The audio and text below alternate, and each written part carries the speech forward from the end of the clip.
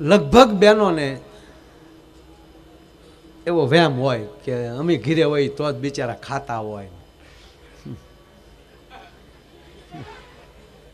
કારણ કે આપણે એ હોય ત્યારે એમ જ ડાયા રહેતા હોય, કારણ કે ભજીયા ખાને આવે તેથી શું કહે આ તબિયત બરાબર નથી, હોઈ જવું છે, ખાવું નથી કોઈ, ત્યાં તો ઓલી બિચારી ગરમ દૂધ કરી દે ને કેસર નાખી દે, હા એમણા ભૂખ્યા પેટે ન હોવાય, થોડુંક કંઈક લ્યો, એને ખબર છે પાઉંભાજીની ઝપટ કરીને આવ્યો ડોહી, આવી રીતે એકલા એકલા ખાય અને ડાયાબિટીસ થાય. ઘરનાને પત્નીને આગળ ખોટું બોલે અને ઝપટ બોલાવી આવે જમવાની, એને ડાયાબિટીસ થાય. અને જે બેનું રાંધ્યું ચોખા ઘીનો શીરોની ઝપટ બોલાવી લે અને આપણે એમ કે તમે ગળ પણ બંધ કરો ને ઘી તો હાવ બંધ કરો. હા, એને રહોડામાં જે એકલા ઝપટ કરી એને ગોઠને વાહ થાય. આવું કાંઈ થાય નહીં, આ તો વાત કરું તમને. અરે એક બાપા હોસ્પિટલ ગયા ને તે ડૉક્ટરને કીધું કે સાહેબ આ ગોઠણેલી પગ જમીનો પગ દુખે છે, આ બહુ દુખે. કેટલા વર્ષ છે બાપા? કે 70ની માથે બે ખરા ભાઈ, કે 72 પગ્યા ને કે હા તો એ ઉંમર બાપા, એટલે ભાઈ ઉંમર છે એટલે જ કે બાપા દુખે કાંઈ હવે આ ઉંમરે સહન થાય નહીં, ક્યાંક દવા ગયો ને ઉંમર બાપા ઉંમર. એટલે આ ભાઈ ડાક્ટર છો તમે, ડાક્ટર કહો. અમુક ગામડામાં બહુ મજા આવે. એક ડોશીમાં દવાખાને હોસ્પિટલ ગયા, ડૉક્ટરે પૂછ્યું એ કે જમાઈ છે?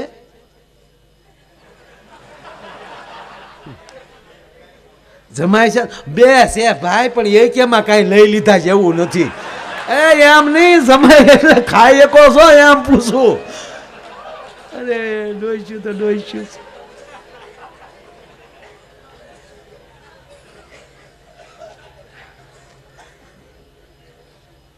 એટલે કીધું કે સાહેબ દવા કાંઈક આપો, બહુ દુખે. અરે બાપા કીધું નહીં, ઉંમર. એટલે બાપાએ કીધું કે મારા 72 વર્ષ ઉંમર થઈ એટલે આ દુખે. કાકા પણ એક જ દુખે હો, કે ઉંમર છે કીધું ને બાપા. એટલે કે આ એક જ પગ 70 વર્ષ 72 નો છો, આ હું 32 વર્ષનો થયા. આ પગ હું પછી કુરિયર કરીને મગાવ્યો હલો. ઉંમર હોય તો બે દુખવા જોવે ને. જો સમજ ફેર થાય એટલો કેવડો ગોટાળો થાય કહું. આ જીવનમાં સહેજ સમજ ફેર થાય. એક ભાઈનો પગ લીલો થતો, આખો પગ લીલો સમ થઈ જાય. ગયા હોસ્પિટલે એટલે કીધું કે ઓહો પગ લીલો થાય તો તમને ગેંગ્રીન થઈ ગયું લાગે એકચ્યુઅલી, તો પગ કાપવો પડે બાપા. એ કે કાપી નાખીએ જીવાઈ જાય ભાઈ. કે હા, મારા એક મિત્ર છે અમદાવાદમાં, એને અહીંયા સ્વામીજી ગાંઠ થઈ, તમામ ડૉક્ટરોને દેખાડ્યું, કીધું કેન્સર છે. 3 મહિના ભજન કરી લ્યો.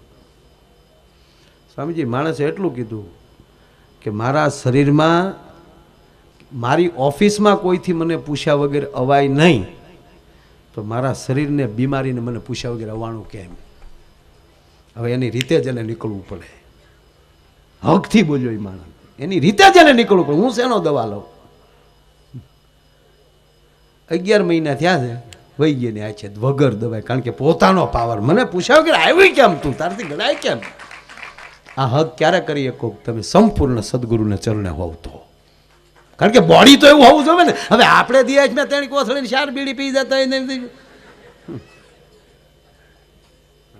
ઘણા તો એમ જ કે જે હોય ભગવાનનું ધાર્યું થાય. લે થોડુંક તો તારા હાથમાં રાખ, બધું ભગવાન ઉપર શીખી દે.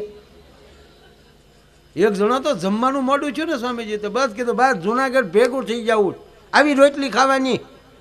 એની કરતા આશ્રમમાં ત્યાં ચલા ન કરીએ. એટલે એની ઘરવાળે કીધું શાંતિ રાખને ભાઈ, પીડ્યો રહે ને થઈ જાય, કહું રોટલી દાજી જોઈએ. છોકરા નહોતા રહેતા તારા ડોહા તો અમુક તો ઉપેલી હાવ ગગલાવા જ આવ્યા હો. પૈણ્યા પછી તમે જો એના ઘરમાં દેખાડો, તમે આમ નહીં કરવાનું, મારી સામું નહીં કરવાનું. અમારે એક મગન હતો, મગનના લગ્ન થયા ને, મગનના લગ્ન હું પ્રાસ મળવો જોઈએ બધું. આઈના મગનની વાત થાય જ નહીં હો પાછું કોઈ હોય તો.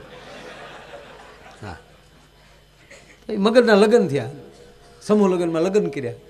એ આફલાવાળો કબાટ કરિયાવરમાં આવ્યો ને એ આફલાવાળા કબાટના આફલામાં માથું વળાવતો હતો. મારે તો કાંઈ જોયું નહીં. એ માથું વળાવતો હતો તો બોલ્યો, બા કે હા બહુ હામું ટેક ટેક નહીં કરવાનું કોઈએ. એને બાપા સાંભળી ગયા. એને બાપાએ કીધું, મગન હા બાપા, ગાડું જોઈને બેટા વાડીએ જાય. વાડીએ લઈ ગયા મગનને, બળદ છોડ્યા.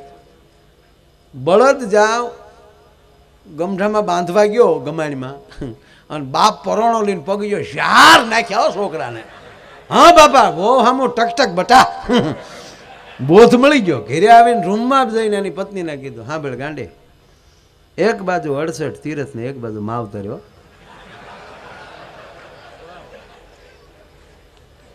ગણપતિ દાદાએ ખાલી 4 પ્રદક્ષિણા કરી લીધી. કાર્તિકે આખી દુનિયા ફરીને આવ્યા. એ પેલા ગણપતિજી 4 પ્રદક્ષિણા કરી ગયા ને મોટા કહેવાના. જો ગાંડી માવતરથી મોટું કોઈ નહીં. બોધ આવી ગયો 4 પરોણે.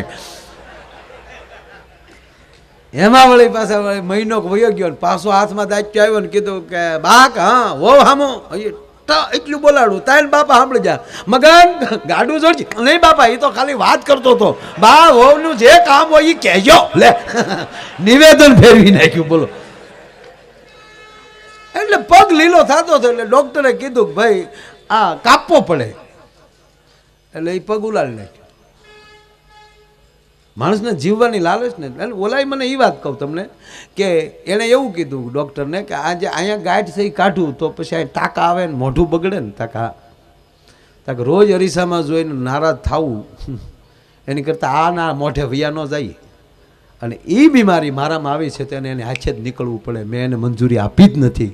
તું શું કામ આવે એ વાત. એટલે ઓલાય એક ઉલાડી નાખ્યો. 15 દી હજી બીજો જે હમણાં હોસ્પિટલ આને હરખું ન થઈ રહ્યું ને તો બીજો પગ જોયો તો એ લીલો સોળ. કે ડૉક્ટર બીજો લીલો થાય તો એ ગેંગરીજ થઈ ગયું. તમારે બેસવું હોય તો એ ઉલાળવો પડે. એ ઉલાળી નાખ્યો. પછી જયપુરના નાખ્યા પ્લાસ્ટિકના. 15 દી થયા હતા એ મળ્યા લીલા થવા. ડૉક્ટરને કે આ નાખ્યા પ્લાસ્ટિકના એ લીલા થાય. ડૉક્ટર કે અહીંયા આ લુંગી ક્યાંથી લીધી? મૂળ લુંગીનો કલર દાતો છો. બોલો.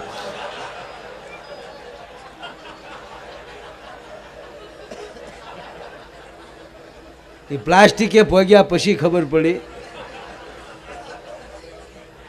મારો ટકોર એ છે કે મૂળ આપણો મુદ્દો વયો ન જાય, પ્લાસ્ટિકનું ઘરમાં આવી જાય એ પેલા મૂળને સ્વીકારી લેજો. પછી બહુ મોડું થઈ જાય. મારો કહેવાનો અર્થ એ છે પછી પોતાના પગ વયા ગયા હશે. એટલે પત્નીએ ફોન કર્યો એને પતિને પિયરથી. એને શું છું બિચારાને કે ને બેનો તમારા ભાઈ ભોળા પતિ પત્ની બે ઝઘડતા હતા ને કીધું કે હે તારથી બીતો નથી. સાનો મનું જ રહેવાનું આપણા ઘરમાં. આપણે કઈ તારથી બીતા નથી. એટલે પત્ની ક્યાં આવી ગુગુ હું કરું ન સોટો બીતા નથી બીતા નથી. હું નથી બીતો તું પણ આવ્યો તેથી 500 જણા લઈને આવ્યો તો હું એકલી બેસી ગઈ હતી ગાડીમાં. કામ કે તમારી વાત જ નથી. આ તો ખાલી છોકરાઓને એમ થાય કે બાપુજીમાં બળ તો ખરું. હવે ખરેખર અમુક ખીજાવા જ આવ્યા ઉપર. એટલા ખીજાતા જ હોય. એટલે બેનોને એમ પાછું કે અમે હોય તો જ આ બિચારા ખાતા હોય. તમે નહોતા તે દી આ ખાતા.